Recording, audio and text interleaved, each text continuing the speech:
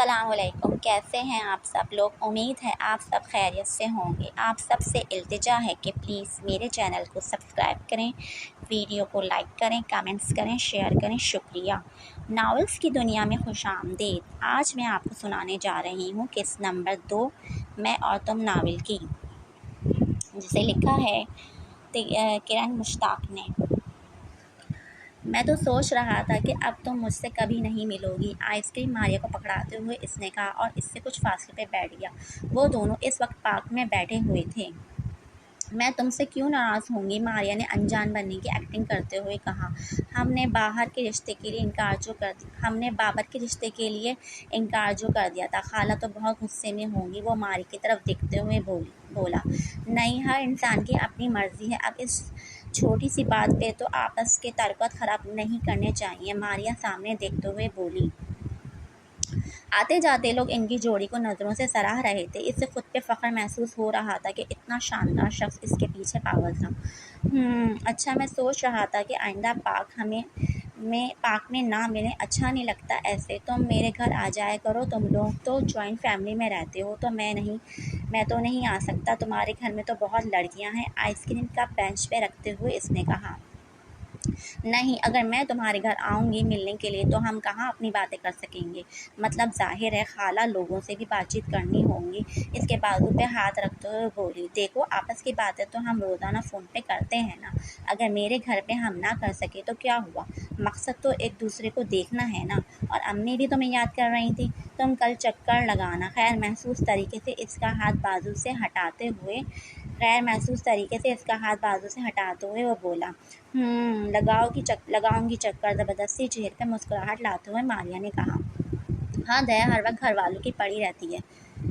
क्या सोचा है फिर तुमने? वो किचन में बर्तन धो रही थी जब अम्मी अंदर दाखिल होते हुए बोली।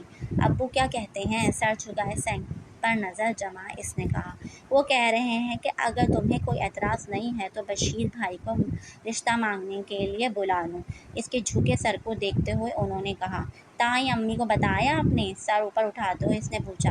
गई थी मैं, बताया कि तुम्हारे मामू तुम्हारा रिश्ता लेने आ रहे हैं, तो कहने लगे कि हम बहनों के ताल्लुकात ख़राब करने में तो अब्बास साहब ने कोई कसर नहीं छोड़ी, और अब तुम अपने भाई से ताल्लुक़ को मजबूत कर रही हो।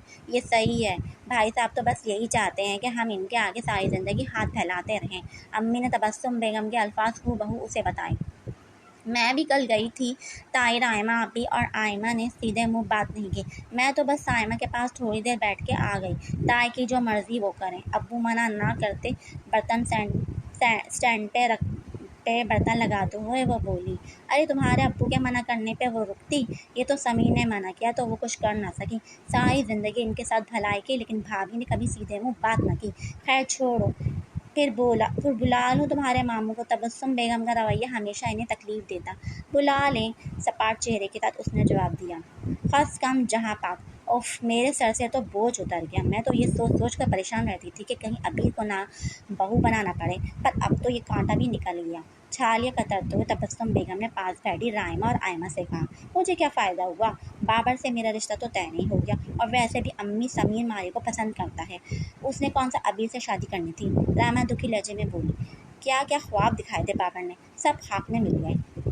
अरे तो जानती नहीं है अपने चाचू को? तावीज़ घंटे कराती है। देखा नहीं कैसे समीर भाग भाग के उधर जाता है। ये तो मैं तेरी खाला के साथ जाके तावीज़ ले आई, नहीं तो आज अभी का रिश्ता समीर से हो रहा होता। और जहाँ तक तेरी और बाबर की बात है, एक दफ़ा समीर की शादी हो जाए मारिया से, वो खुद ही उसे बाबर के लिए मना लेगी। तुम भी बाबर से कहना कि इंतज़ार करें। बेटी को तसल्ली देते हुए वो बोली। अम्मा, जब तक समीर भाई आप ही और बाबर के लिए मानेंगे तब तक आप मेरा रिश्ता भी तय कर देना। छोटी उम्र में शादियाँ हो जाएँ तो अच्छा है, आयमा ने रायमा पर तंज करते हुए कहा, जो 2 साल से पढ़ाई मुकम्मल करके बैठी हुई थी और ताहाल कोई रिश्ता उसे पसंद न आया था। अभी पसंद आया, लेकिन भाई रकावट बना खड़ा था। हाँ अम्मा, इसको बहुत जल्दी किसी राह चलते से इसका रिश्ता तय कर दें। रायमा ने भी जवाबी हमला किया। किसका रिश्ता हो रहा है? समीर अंदर दाखिल होते हुए बोला। उसने आखिरी अल्फाज ही सुने थे। वो आज अबीर का रिश्ता लेके आया है, उसका मामू। तबस्सुम बेगम जल्दी से बोली, क्योंकि आयमा को कोई भरोसा नहीं था।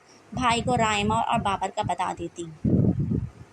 क्या उसे अपनी समातों पे यकीन ना आया?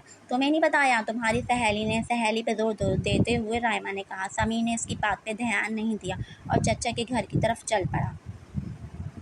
वो अभी मामू की फैमिली को जाए दे के आई थी रिश्ता लेने के लिए। मामू मामी और इनकी बेटी आई थी। हाशिर जिससे उसका रिश्ता तय हो रहा था वो दुबई होता था और उससे छोटा ज़हीर हॉस्टल में। अंदर से उसे घुटन हो रही थी, इसलिए काम के बहाने वो बाहर आई और बरामदे की सीढ़ी पर बैठ गई। अम्मी बता रही हैं कि तुम्हारा रिश्ता आया है। समीर की बात पर उसने सर उठाकर ऊपर देखा। हाँ आया है। सामने लगे अमरूद के पौधे पर नज़र जमा इसने जवाब दिया। तो तुमने क्या कहा? वो बेचैनी से बोला। वो अपनी कैफियत समझ नहीं पा रहा था। जाहिर सी बात है हाँ की है। अभी भी वो पौधे की तरफ देख रही थी। क्या तुमने हाँ कह दी? क्यों? तुम तो उसे ठीक से जानती भी नहीं हो। आखिर चचा चची को क्या जल्दी है तुम्हारी शादी की? और तुमने मुझे बताने की जहमत भी गवारा नहीं की। इसके मुंह में जो आया वो बोलता चला गया। ज़रूरी नहीं है कि मैं उसे अच्छे से जानती हूँ। मेरे माँ बाप ने मेरे लिए अच्छा ही सोचा होगा। और हाँ, माँ बाप की ख्वाहिश होती है कि और हर माँ बाप की ख्वाहिश होती है कि बेटी जल्द ही अपने घर चली जाए। और समीर, अब मैं तुम्हें ये बताती कि मेरा रिश्ता आया है, क्या मैं तुमसे ये बात करती अच्छी लगती? सीढ़ियों से उठते हुए वो बोली। समीर का रवैया इसकी समझ से बालातर था। ये क्या बात हुई? मैं हर बात तुमसे शेयर करता हूँ, तुम मुझे ये नहीं बता सकती थी? हमारे रिश्ते में हमेशा तुम ही लकीर खींचती हो। इसे अबीर की ये बात अच्छी नहीं लगती थी। वो अपने मामले में बहुत सी बातें नहीं बताती थी।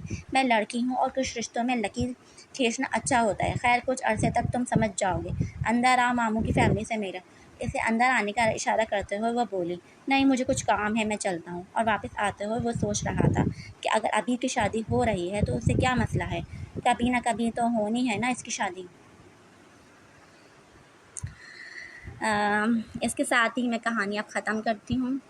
इंशाल्लाह नेक्स्ट के एपिसोड आप जल्द देखेंगे।